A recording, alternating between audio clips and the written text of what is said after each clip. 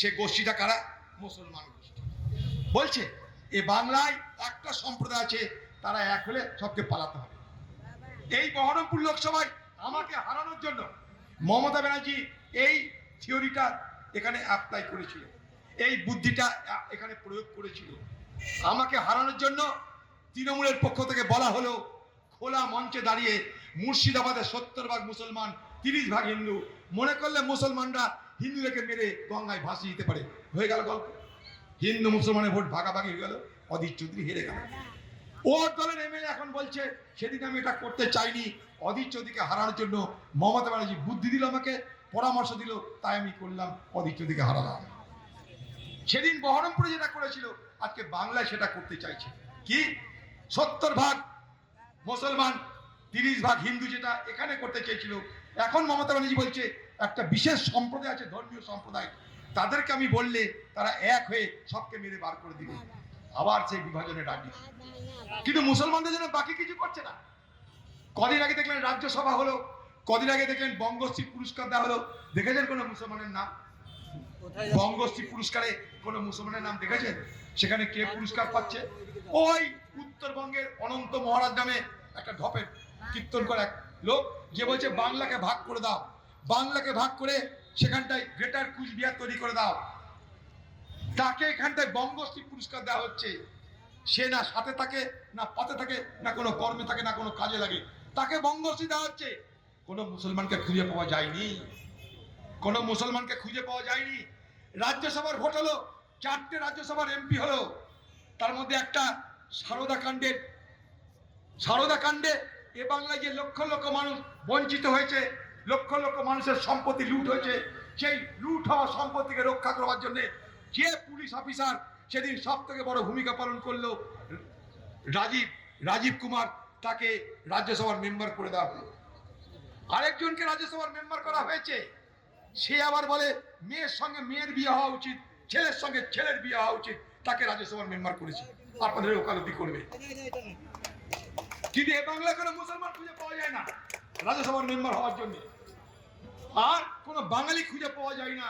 4টে রাজ্যসভার মেম্বার হয়েছে, 4টে অবাঙালি, একটা বাঙালি এবং আধা অবাঙালি। খেয়াল করে দেখুন আপনারা, অথচ ভোট হবে কি বাঙালি তোমার পক্ষে আমি, ভোট হবে কি মুসলমান তোমার পক্ষে আমি, বাকি আর কোনো গল্প হবে না বাংলায়। কেন ওয়াকফ সম্পত্তি বাংলায় লুট হয়ে গেল? কেন ওয়াকফ আইন এ বাংলায় চালু হলো?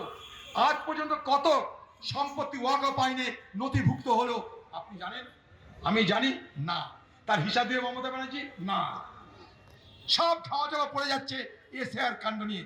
এসআইআর মমতা ব্যানার্জির জন্য সাপে বর হয়ে চলে এসছে।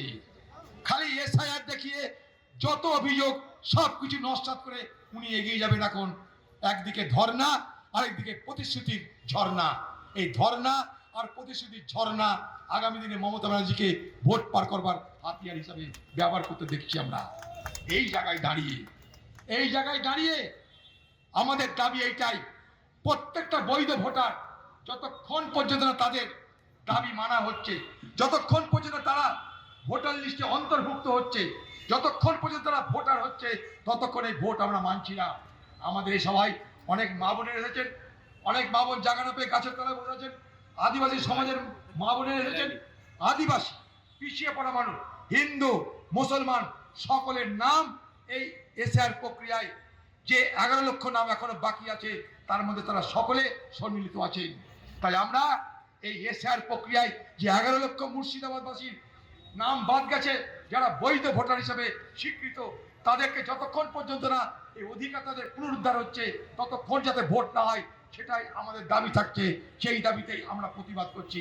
নিশ্চয়ই আপনারা সেই দাবিকে সমর্থন করেন, হাত তুলে বলুন যে হ্যাঁ আপনারা এই দাবিকে সমর্থন করেন।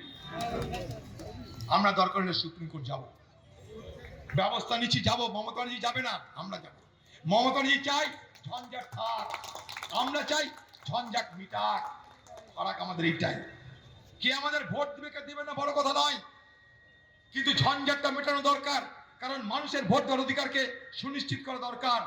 আমি তাই আপনাকে সংবিধানের কথা বললাম, অনুচ্ছেদ 324, অনুচ্ছেদ 224, অনুচ্ছেদ 325, অনুচ্ছেদ 326 আপনারা পড়ে দেখুন, আমি যা বলছি সেটা ঠিক না বেঠিক। ভারতবর্ষের মানুষ এই এশিয়ার নিয়ে কার কথা কেউ জানি না, সারা পশ্চিমবঙ্গের মানুষ এশিয়ার নিয়ে ব্যতিব্যস্ত। একদিকে মুখ্যমন্ত্রী টিএমসি, আর এইদিকে নির্বাচন কমিশন, এই দুয়ের, তার সঙ্গে বিজেপি, এই দুয়ের মুখোমুখি অহমিকার যুদ্ধে তাদের মাতব্বরির কারণে এই বাংলার সাধারণ মানুষ আজ বিপর্যস্ত হচ্ছে। আমাদের জন্য এই বাংলা সরকারের ভাবার কোনো কারণ নেই, কোনো ভাবার প্রয়োজন নেই। বাজারে আগুন, সবকিছু বাজারে আগুন লাগতে চলেছে।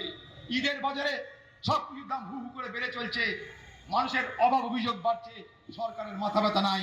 মুর্শিদাবাদের মানুষকে একটা কথা বলতে চাই, মুর্শিদাবাদের মানুষ মনে রাখবেন, সুরক্ষা, জীবনের নিরাপত্তা, আপনাদের জীবনের নিশ্চয়তা কোনো ধর্মীয় ভাবাবেগের দ্বারা সুনিশ্চিত হয় না।